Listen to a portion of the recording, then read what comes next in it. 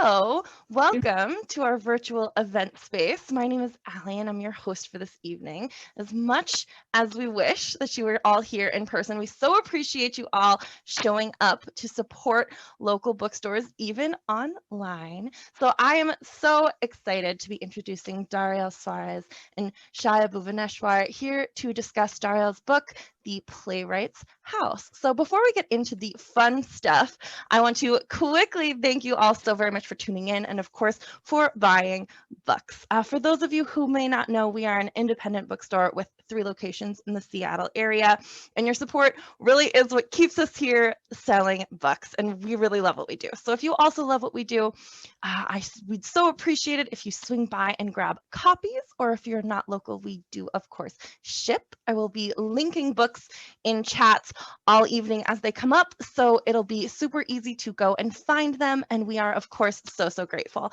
for your support. While you are over on the website, I definitely encourage you all to check out some of our other upcoming events. We have an exciting roster coming up over the next few months, and if you would like to stay in touch with our community, you can sign up for our newsletter. It is just a weekly update about events and exciting releases and our online book clubs. And blog posts, etc. Just once a week, we're not going to spam you. And of course, you can follow us on any of the major social media platforms. We are at Third Place Books for the quickest updates and recommendations. So we are here for about an hour, and towards the end, we will be taking questions. So if you have any questions, which we very much hope that you do, go ahead and leave those in the Q&A box rather than the chat box. The chat box is great for connecting with each other and virtual applause, but when it comes time for questions, do make sure those end up in the Q&A so that we can most easily find them. And I believe that that is all of my housekeeping. So without further ado, I am so thrilled to introduce Dariel Suarez, author of the novel The Playwright's House and the story collection A Kind of Solitude, which won the International Latino Book Award for Best Collection of Short Stories. He is an inaugural City of Boston Artist Fellow and the Education Director at GrubStreet. His work has received the First Lady Cecile de Jong Literary Prize and will be anthologized in this year's Best American Essays.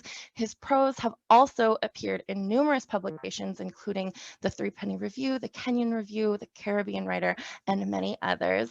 His debut novel, The Playwright's House, is a realistic political thriller in which a lawyer must return to his childhood home in suburban Havana in order to rescue his father from political imprisonment.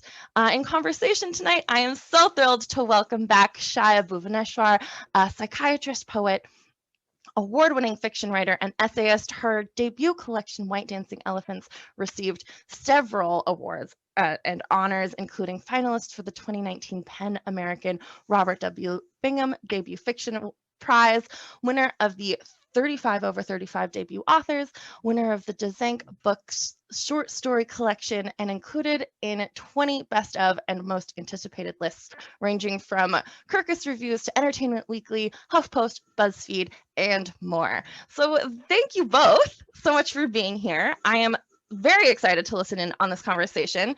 If you need anything, of course, give me a shout. I will be listening. Same goes for the audience. I will be in chat. And with that, I'm going to pass the stage to our authors. So welcome, both of you. Thank you. Chaya, I think you're muted, Chaya. Thank you so much for everyone joining us to celebrate Dariel's beautiful and important book, which just to kind of bracket my reading of the book, I think what really resonated with me, and I would imagine resonates with many readers, all of us who are just basically fortunate enough to be in a position where we are in some kind of reasonably stable physical situation, and we have the luxury of reading a book, and we have the luxury of enjoying a book, and just that tension of knowing that there are all these things that are wrong in the world politically that need to be fought, and yet having the human desire to just lead a comfortable life. I think that tension is so brilliantly constructed in this son, this lawyer character. And I just, before Dariel reads for us, and hopefully he will maybe even read more than one segment of this brilliant book for us, I would like to rehearse the proper pronunciation of that son's name, the lawyer. Can you, is it Serguey? Is that correct? Serguey, I think, might be Serguey. this way. Yeah, Serguey in Serguey. Spanish. So Serguey Okay. in Spanish and Serguey in English. So I think that Okay, they're very Sergey. close. Okay, wonderful. So if you would like to, just give us one sentence kind of overview of the book and where in the book your excerpt is coming from, and then read for us, we would be delighted, Dariel. Thank you.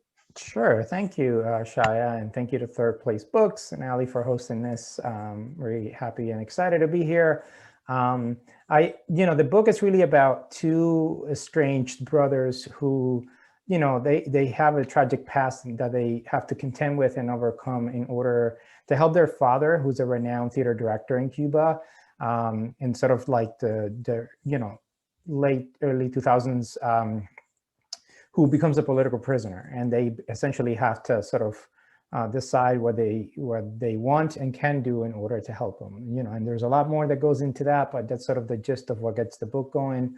I'm just going to read a short excerpt from sort of an earlier passage in the book, and I don't think much context is needed for this because the section I'm reading, and I chose this because a lot of what's happening in Cuba right now, which I also wanted to acknowledge. There are a lot of protests going on over the last few days, anti-government protests, and it's been sort of emotional and an intense few days for me.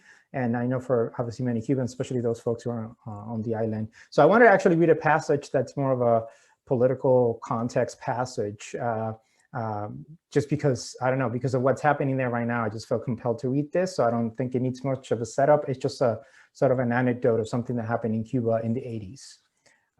And so the Playwright's House, reading from early in the book. In June of 1989, perplexing news stopped the country in its tracks. Cuba's highest decorated soldier and certified hero of the revolution, General Arnaldo Ochoa Sanchez, had been accused of, among other acts, treason. During a televised military honor court and subsequent trial, something rare in Cuba, where serious governmental matters were usually dealt with behind closed doors, a docile, bespectacled Ochoa humbly declared that the accusations made against him, drug trafficking with the Medellin cartel, illegal arms and sugar trade with Angola, diamonds and ivory smuggling, were all true. With a slumped head and childlike aspect in his stare, he said in a soft, defeated voice, some speculated that he had been drugged by the Castros during the entire proceedings, that he couldn't explain exactly why he had betrayed his country. While trying to acquire arms to strengthen the Cuban military, he explained, one thing regrettably led to another. The one biting assertion Ochoa made was that some of the other men suspected of involvement, as well as witnesses who had testified, including senior officers in the Ministry of the Armed Forces and Ministry of the Interior, had distorted the facts in order to save themselves. On July 13, after being found guilty, his sentence ratified by a Council of State led by Fidel Castro, Ochoa and 3 other officers were executed by a firing squad. Fidel went as far as to publicly call some of the men sons of bitches for involving his brother Raul in their statements and claiming that there had been, quote, mitigating circumstances. Ochoa's body was dumped in an unmarked grave in Havana's historic Cristobal Colon cemetery. Hordes of top officials, heads of police, immigration and counterintelligence officers were fired or demoted. A few other people went to prison. The Castros cleaned house. Numerous rumors dispersed among the population, though no one ventured to state them openly. One alleged that the Castros' top-notch counterintelligence unit had to know that what Ochoa was up to from the start. Another said that Raul, who had been close friends with a well-liked general for decades, saw him as an adversary for succeeding Fidel, So he tapped Ochoa, head of the Western Army, in order to conduct the background check that coincidentally led to the general's unpardonable crimes. The most popular rumor went like this. Fidel had discovered plans of a potential military coup by Ochoa and his men, and without wasting time, he put on a theatrical display for all to see. Whatever the truth, one thing was clear. Regardless of who you were, you did not fuck with the Castros. And I'll stop there. Wow. I mean, it's actually, for me, it's also very edifying in that I think without realizing it as a medical person, I had a romanticized view of Castro and Cuba from this.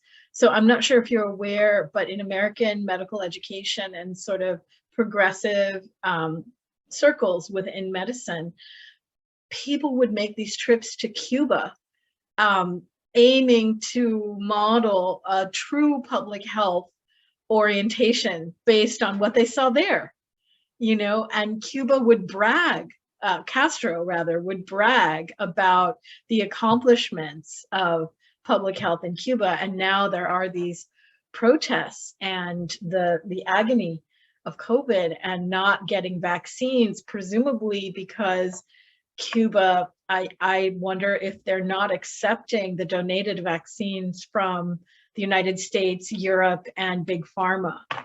And so it is a slight digression, but I guess I'd like to bring it back to your writing and wonder, are you writing and now publicizing this book with consciousness as a Cuban American writer in this political landscape of kind of showing what's really going on versus our idealized views of, you know, Cuba and Castro, or how are you feeling about all of it? Yeah, thank you for that question. I think it's sort of quite frankly, it's a bit of a strange place to be, mainly because, you know, I wrote the book years ago and, you know, or worked for many years on this book.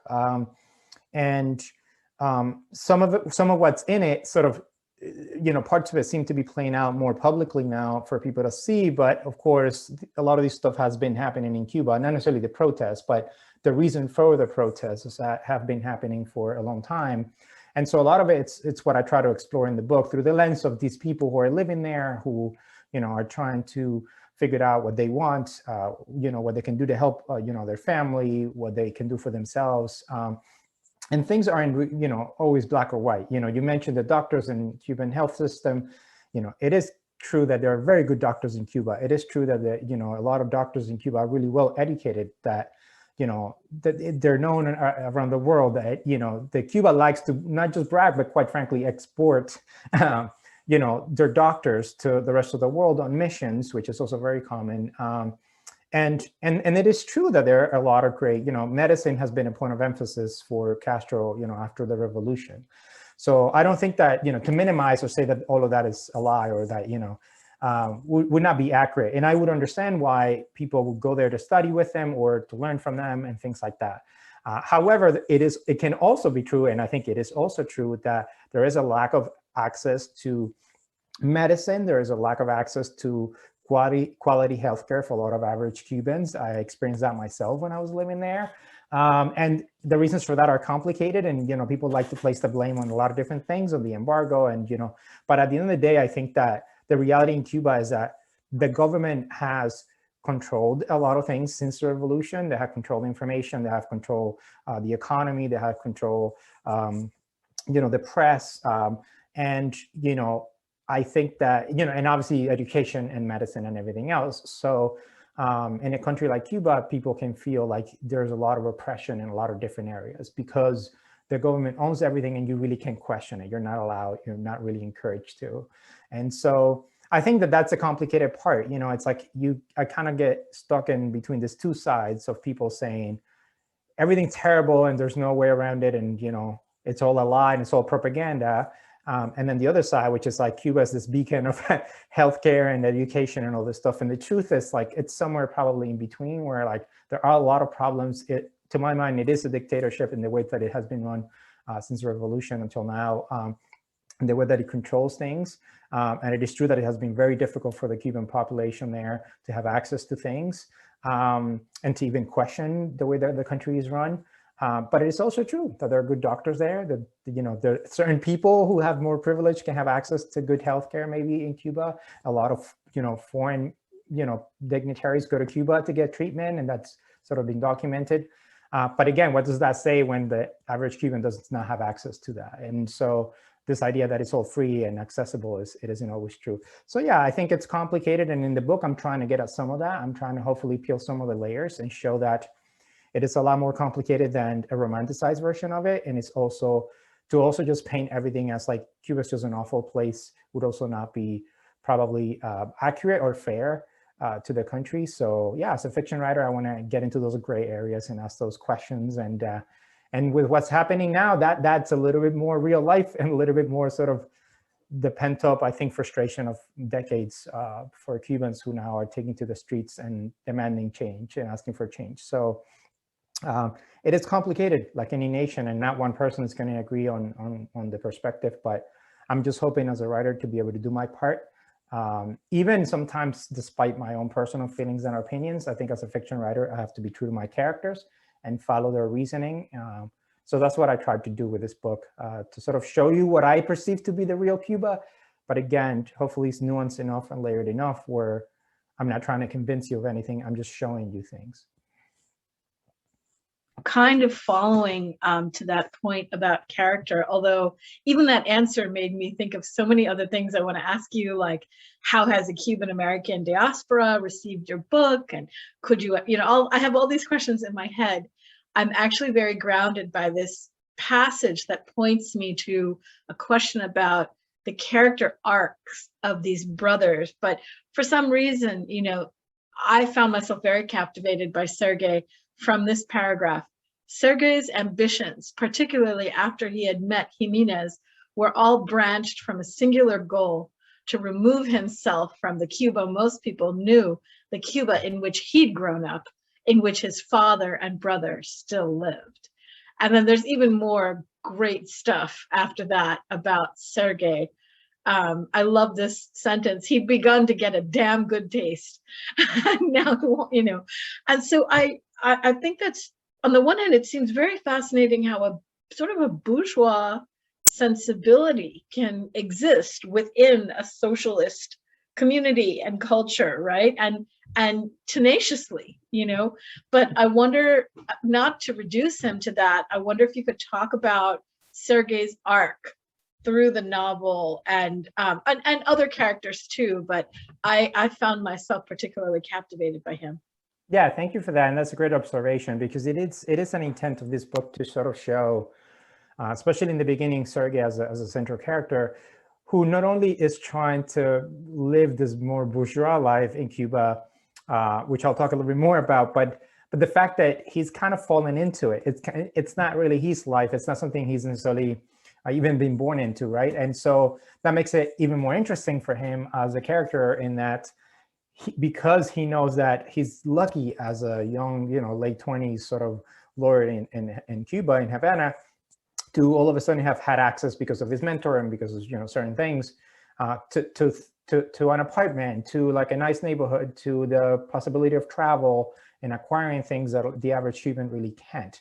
And I wanted to sort of have that lens of somebody who is aspiring to have these things, as many of us in life want to, but to do it in a country, as you mentioned, Chaya, that is a socialist country, that it's meant to be about other principles, and that in a lot of people would say it's a very poor country, and it's a country that has struggled economically for decades now.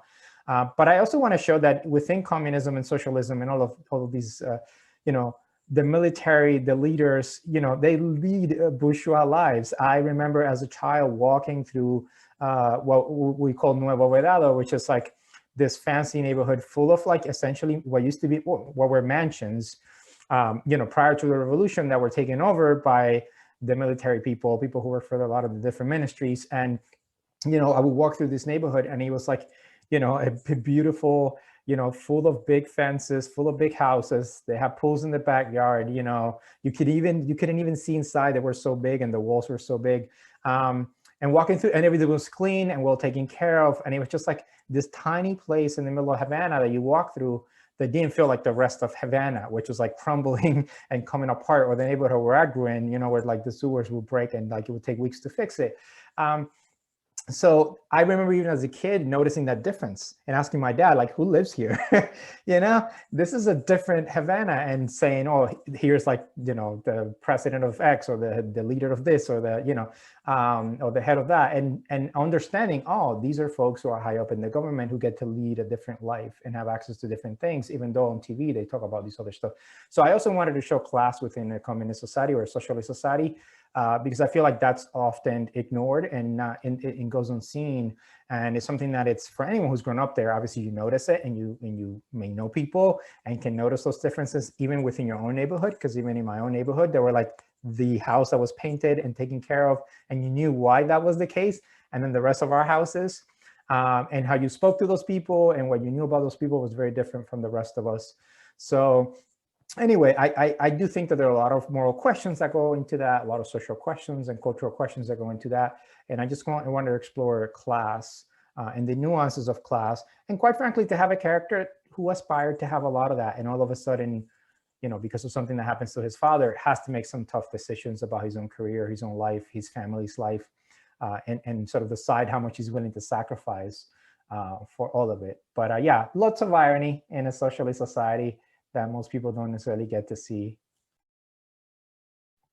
Well, I mean, it's such an important book in terms of not only opening that up, but also, and I'm like rereading parts of it, trying to figure out how you did this. But I think there's this other passage that points to it.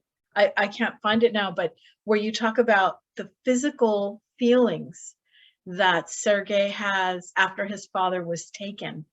And just, you know, I think what's really amazing is the way you convey the visceral dread and the daily reality of not only having your loved one taken, arrested, you know, put away, not for they stole something and they got caught, but like who they are and what they create as an artist, or whatever reason, you know, these strange reasons they've taken away, and living with the fact that that could happen to you and anyone else, you know, at any time. And I wonder, you know, in addition to these sort of socioeconomic factors that you've talked about, what that aspect of political imprisonment and repression is like and feels like for you. And then I do have that ties into a question about literary influences, but first I want to hear how you sort of structurally thought about containing those forces in the same novel, you know, the push of political incarceration with this texture of everyday life and the tensions within everyday life. Yeah, and I think that's, again, another layer of, you know, a lot of these things that do happen in Cuba, such as people being in prison for political reasons, people being taken away, not being able to get information as to what's happened. This happened in my own family, to my own father, when I was not even born. I was still in my mom's belly. And, you know, I even wrote a short story about this, but my father was taken in the middle of the night by the military police and put in prison, and he was given 2 years in prison. And the reason, you know, that they gave was that he had deserted the army. And of course, that was not true. And it was complicated what had happened. But he was like a young 18 or 19-year-old at the time. My mom was 2. And this happened, you know, again, kind of for Kafkaesque reasons. And the short story that I wrote, which is in my collection, kind of explores some of that, what happened there. And that wasn't necessarily he wasn't necessarily a political prisoner, but again, he was sort of unjustly put in prison. And my grandfather did not hear about him or anybody in my family for about a month. You know, it was about a month before they knew where they had taken him, what had happened to him, where they could even visit him. But then, of course, there are people who are in prison for political reasons, who are abused, who don't get to talk to their families for weeks and months, who sometimes are forced into exile. And, you know, I don't want to give away anything in the book, but, you know, a lot of that is explored there. But the truth is that oftentimes a lot of these things also feel removed from your day-to-day life. It's not like this is happening to everybody in every block, right? And the government is very good at, when it does want to do something like this, to do it in a way that is kind of out of sight as much as they can, right? You take in the middle of the night, and then it's like, well, did they take them? Did they not? What happened? And and then of course, like, did they do something? And I also want to show that disconnect, right? Where like you can build a life for yourself the way Serguey does, where you're detached from that reality to some extent.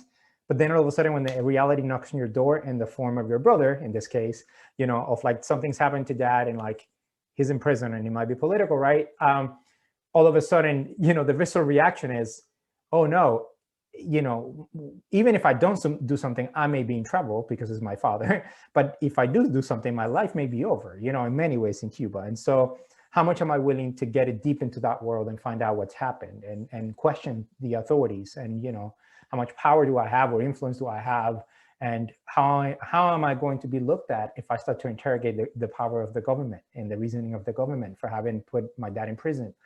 And so I think that all of that hits you at once. And I think that I wanted to show that reality that you may be completely separate from something, but from one moment to the next, your life may change in more ways than one. It isn't just the fear that your father has been arrested, but it's how it actually impacts you and the rest of your family and everyone around you in a place like Cuba, where that is very much has happened and has been documented, and I know folks who've been through that. So I think that's what I wanted to show, that reality can be all around you and you kind of pretend that isn't there, and maybe you haven't really had to face it, but then it could happen to anybody. It knocks on your door, and that state security is a real thing, and those people are real, and they can show up at your house at some point. And so anyway, that's something that I really wanted to show through Serguey's plight.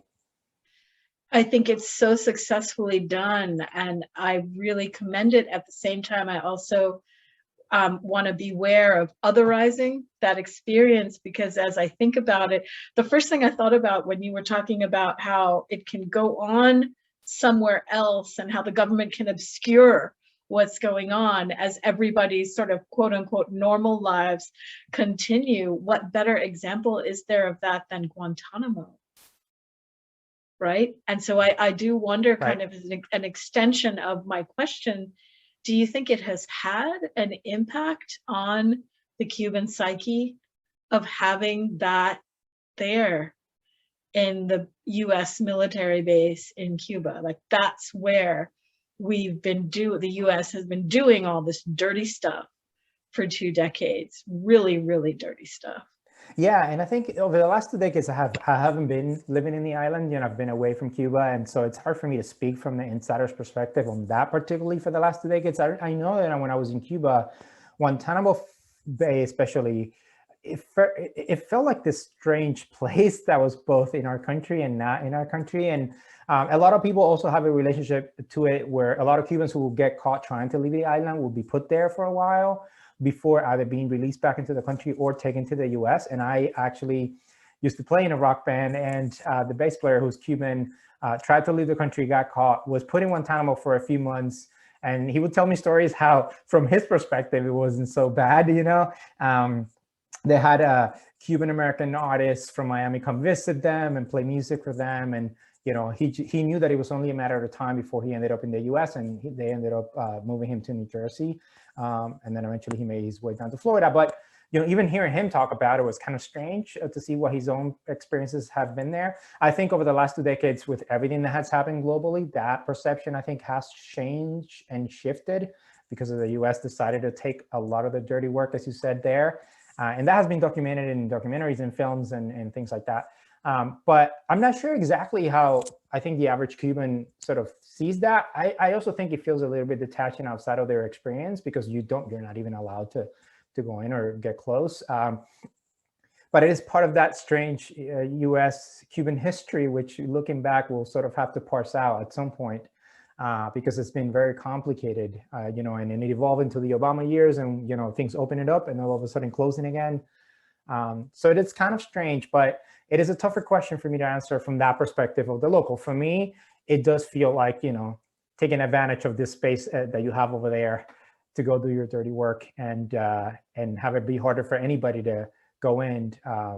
So yeah, a lot of interesting discussions about the ownership of that space, and the U.S. having that place there, even though they're supposed to be, from the Cuban government's perspective, our enemy. So it's the strange, winding history of my native country. Oops, I'm not seeing questions in the chat, so I'm gonna ask a few more, and you're gonna be indulging me, because I dug into this book, as you can tell. I mean, what you're saying about the depiction of some of the economic and political complexity, to me, also points to something very sort of quietly dazzling about your book, which is, I think, you are part of a larger movement that the members of which I would count Juan Gabriel Vasquez, Daniel Alarcón, these Latin American writers who really challenge the idea of the magic in magical realism and kind of refuse the idea of, oh, look, a poor old man. Okay, let's put angel wings on him. Like it's like, no, let's open his mouth and see his gums bleeding. I mean, it's like, and figure out who beat him, more to the point. So just like really interrogating political and historical realities. I see that in your work, and that was what my theory was as I was reading. Can you speak to your literary influences, either where you see yourself with regard to those on other contemporary writers or writers of the past that you frequently come back to? Yeah, sure. And I promise to those who may be watching this that Chaya and I did not talk about literary influences prior to this, because she mentioned two names that I absolutely read when I was writing this book. I read The Sound of Things Falling and The Informants by Juan Gabriel Vasquez. And I read Lost City Radio by Daniel Alarcón. When I was writing this, I was looking for political books similar to what I was trying to do in Latin America. And in the case of Vasquez, it's kind of interesting because Vasquez is influenced by Gabriel Garcia Marquez, who did at times put wings on the backs of characters. But I think, like in literature, it all evolves, right? So you can be influenced by something, but still do something differently. And what I appreciate about Vasquez is his ability to have all this historical, political, social context and still infuse it through the characters, to have suspense, to have intimacy, and really ask interesting questions about his own country and nation in a way that's layered. And the same with Alarcón, who doesn't necessarily mention, but there are these Peruvian influences and of the politics, which in some ways in Peru have been, in a lot of Latin America and South America have been similar to Cuba's. And so for sure, those kinds of writers, and there are others, but writers who are interested in asking those questions that are more the external forces that impact the personal lives of characters. I think this has been the history of Latin America for sure, and many other countries around the world. But you still make it artistic and still make it entertaining and engaging and compelling through these characters who can contend with those forces, but not be fully defined by them. And that's something that I was trying to do here, influenced by those kinds of writers. I think obviously when I look even further back, when I first started writing, the Russian writers were a big influence on me. I don't know whether I was actually going to say that too. Yeah, I don't know whether it was anything to do with being Cuban and having that in the back of my mind. But I remember as a young aspiring writer, I was going to obviously Tolstoy and Dostoevsky and all these the Russian writers, because again they had all these like historical and political and social context in their work and these interesting questions that they were asking. But there was also humor and all these like very great characters that come to life in their work. So. My influences these days, I read a lot of work in translation. It's what I'm attracted to. Obviously, a lot of contemporary American writing now, it's becoming, to my mind, more political. And obviously, work by writers of color in the US has, to some extent, always been some political and social and cultural. In many ways, I would argue that the burden has been placed on those kinds of writers to do that in the US. But I'm always looking for work that engages with those kinds of forces, that really balances the intimate with the larger questions. I find that work that doesn't ask those questions at all and just stays with the intimate characters, I find them not as real. I mean, I get it, and many of them are very powerful and great. But I've always been in film, in literature, in any form of narrative, attracted to the kinds of narrative that really can expand and contract in the course of a chapter, or the course of an episode, or a scene or two in a film. So I definitely tend to go back to those kinds of writers, and I always kind of have Vasquez nearby. I watch their interviews, I listen to them speak too, because they're very thoughtful in the way that they do their work and the way that they think about fiction. Their views of fiction influence my own views. And I just quickly add at the end that I just saw an interview with Juan Gabriel Vasquez where he was saying how every book he's written has been a reaction or almost like a going against the previous book he's written in terms of whether it's the length or the scope or the angle or. And it's funny because I'm working on a second novel now and I'm trying to do the same. And I hadn't, no one's ever articulated that in a way that I felt, kind of interesting to me. And it was interesting to see a writer like that, who I respect so much, who's a very global writer, sort of saying, these things of, this tradition of like, I've written this thing, I've asked all these questions. And now for the next book, I kind of want to turn that on its head. And still, it all feels of a piece of the same writer, right? The bigger questions are kind of there. But it's interesting how a writer can also evolve. And even Daniel Alarcón, I would argue, has done the same. So anyway, yeah, it's sort of a long-winded way of saying that these are folks that people should read. I highly recommend. And I absolutely was being influenced by when I was writing my book. I love too, just in case people are discovering these writers, that they are writing from different countries, different traditions. They are not Cuban American writers. So while they provide sort of nourishment for you, they leave so much space for you to do something completely new as you take in, so I'm excited. I'm always excited when I see that kind of thing. I think, so I have sort of two sort of craft and publishing journey type of questions left, but I'm looking to see if there are questions in the chat. And I think we do have a beautiful question in the chat. And so what I'm thinking is we will have our bookseller ask this question and then maybe have you read a little bit if there's time. And then if there's still time, hear about what you're working on next, which is my sort of publishing journey question. Does that sound good, Ali, as well? Sounds great. Great. So let's start with this question. This is from an anonymous attendee who asks, how do you infuse research into a book that has so much political and social context while keeping an intimate voice? Yeah, really good question. So I think that this is a process a lot of writers have to go through, which is you do this research, right? When you're writing a book that it's going to be set in a particular place or a particular time, it needs to have all these contexts and all this reality around it. And especially for me writing about Cuba, where I no longer live there and I'm there in person to confirm a lot of information and things like that.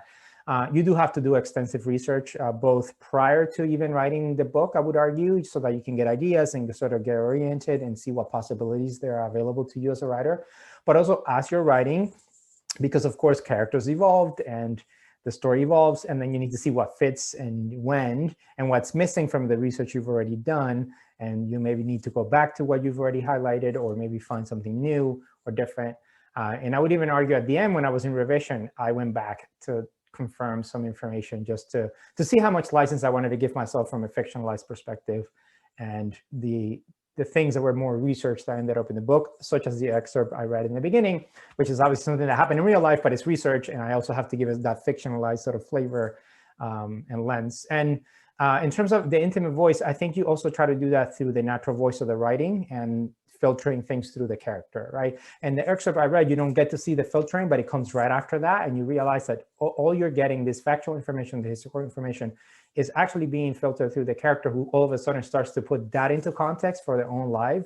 Serguey for helping his dad, and what are the odds he's up against, basically, is he's trying to show. I mean, if the biggest general, a hero of the revolution was murdered by the Castros, like what chance do I have of helping my dad, And yet there he goes on that journey to try to do just that. So I think the filtering through the characters is what really makes a difference. I think in my case, I didn't want to pull back the curtain too much. I didn't want to go completely outside of the voice of Serguey, even though it's a close third and it's not a first person. And that's how you hopefully try to keep some of that for the reader, where you kind of take him out a little bit, but still can bring him easily back into the character. And again, Juan Gabriel Vasquez, great example of somebody who does that, who can start a book with a historical event, and then all of a sudden you're in this character's mind or sitting down at a bar with them, having a drink, asking these questions about something that's happened. So So yeah, I think as a writer, that's sort of the technique behind it and what you try to do. And hopefully that, for the reader feels like a more natural voice coming through and you're getting this interesting information, but you're not feeling confused by it or, why am I reading this? Why is this important? The answer comes through the character for you so that you're a little bit invested in that information the way that the character is.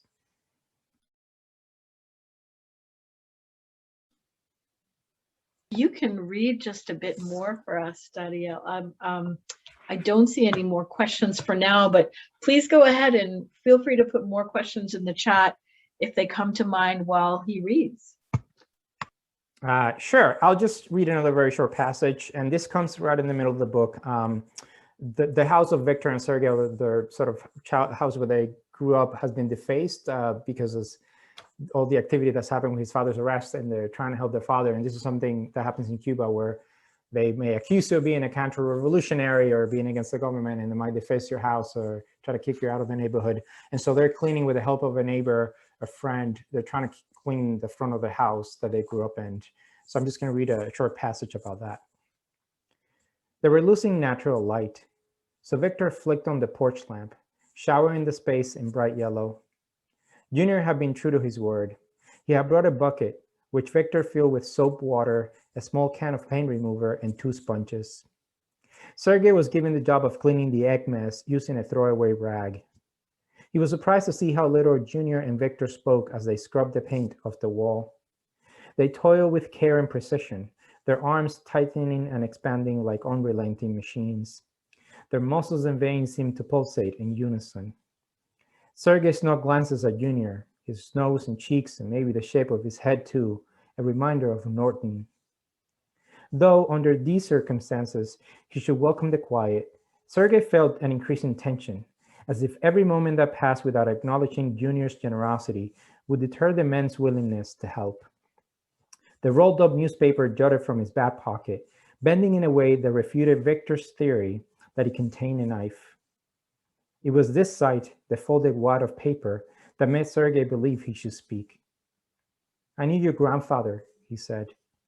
Junior continued scrubbing the wall, and Serguey worried he'd made a mistake, but to say nothing else didn't feel right. "My buddy Kiko and I used to get baseball scores from him." "Yeah," Junior said, "a lot of people knew my grandfather." Serguey detected no reproach or annoyance. I was sorry to hear that he passed." Junior stopped working and scratched his face with the nook of his elbow. He was old, went out on his own terms. All that cigar smoking got to him. Serguey had seen a cigar in Norton's mouth on some occasions, but it was not the first thing he associated with the old man. "When I went to see him at the hospital," Junior carried on, "toward the end, he looked nothing like himself. My mother let me in the room for only a minute. He was wheezing bad, fucking tubes sticking out of his nose." Junior mimed the tubes with a hand holding the sponge, dripping soaked up paint on his shoes, but he didn't seem to mind. His pupils peered into the bucket near Serguey's feet. He finally looked his age, worse than his age, I would say. Here he started cleaning again. "I ain't going out like that. I'd rather it be my liver or heart than my lungs." Victor took a glimpse at Serguey and pressed his lips. "All right," he was saying, "don't get him started." They worked for another 20 minutes without stopping. They were covered in sweat, their heightened breaths combining to form a rhythmic flow. Serguey had spent too much time in offices. Despite feeling physically tired, there was something refreshing about manual labor, about seeing immediate results.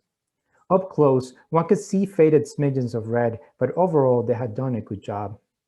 As they stood back and beheld the wall and door, Serguey had the sense that they had reclaimed something, a restoration to the way things should be. Cleaning the apartment was a mere vanity act for him and Annabelle, all for the sake of proper appearance. This was more than that. It was a refusal to submit. This home was theirs. Fuck whoever had tried to deface it. So I'll stop there. So just as we sort of wind up, if you can give us, you mentioned working on a new book. give us a sense of what we can hope to read from you next, and also talk about any of the initiatives you're especially excited about in your teaching role at GrubStreet, which is the other way that I know you. Yeah, sure. So I'm working on a second book, and it is set in South Florida, and it has a Cuban central character, but I would describe it as a more multicultural novel, and that the rest of the cast of characters in this book are from a lot of different places, both the US and abroad. It's a book that deals with migration and human trafficking and anti-human trafficking work, which is very complex. And it's kind of told through the lens of a multicultural family. And the main caseworker who works with victims. And, I'm sort of making my way through it, have a clear vision for it, but again, things change as you go. And I'm hoping that this is going to be sort of an exploration of that very complex South Florida world where I lived for many years, where there are many people from a lot of different countries. There are a lot of issues of class and race and social cultural status. And I want to get into some of that. I want to get into the broken promises of the American dream for a lot of immigrants, and obviously the world of human trafficking, which I honestly feel like a lot of folks don't know about, or sort of just have general perceptions of. I have friends who have worked in that world, and they're sort of have been very helpful in trying to do justice to the characters in the book. So that I'm not, taking advantage of that world, but I'm actually exploring it and asking questions and trying to show some of that reality. So that's what I'm working on now. And it's a challenging book in many different ways. It may not be as long as The Playwright's House, but and it's also in first person. So again, like Juan Gabriel Vasquez, I'm trying to change some things up for the second book. And I do want to write more about Cuba, and I do want to return to Cuba in future books, and I'm planning to do that. And in terms of my teaching or just my general work at GrubStreet, I'm the education director there. I get to work with the instructors, design programs and classes. We're an independent creative writing center. We do some really cool work, I think, in terms of the way we teach and in creating new workshop models, writer-centered workshop models, in being inclusive and expansive in our thinking, and not shying away from cultural and social questions in the workshops and the writing and the way we teach. To really serve all writers of all backgrounds. As an immigrant writer, it feels important to me because of my own experiences in creating writing workshops, many of which were very positive and many of which were not. And some of them I would even describe as slightly harmful. And I would say on the whole, I got pretty lucky that I didn't have any really negative experiences that scar me for life, but I did have or witness other folks go through very tough experiences, particularly if there were other immigrant writers or LGBTQ writers or writers of color, women writers. So anyway, at GrubStreet, we're really interrogating all of that in the way that we teach, and how can you sustain artistic rigor with support, with engaging with the tough questions, not separate the real world from our art. They go hand in hand. And so anyway, you can check us out at grubstreet.org, and I'm very proud to work there, to teach and to work with all the instructors and the program team there. And I'm excited for the future of our center. We're doing a lot of online classes, Zoom classes now too, so we're available to the rest of the country.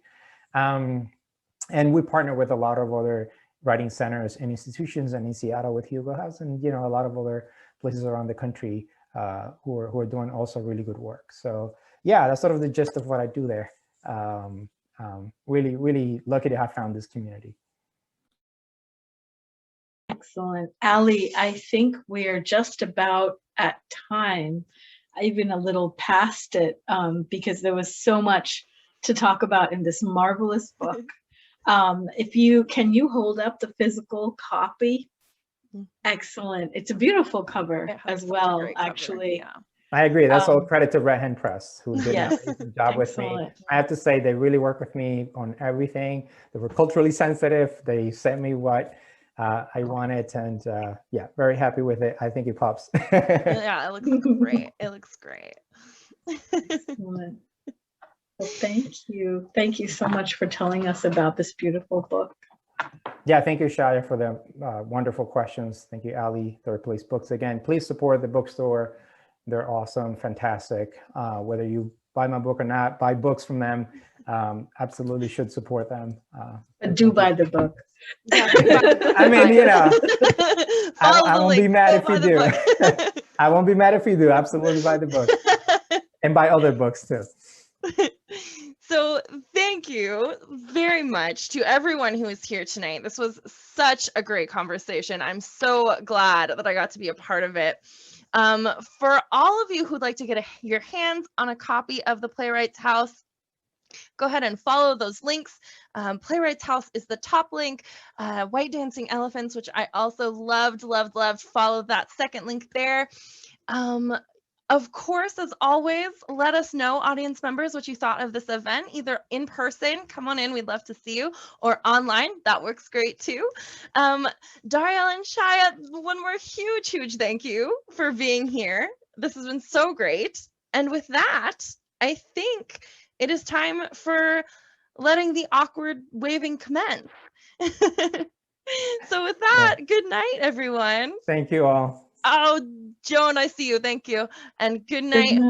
Good night. Thank you so much.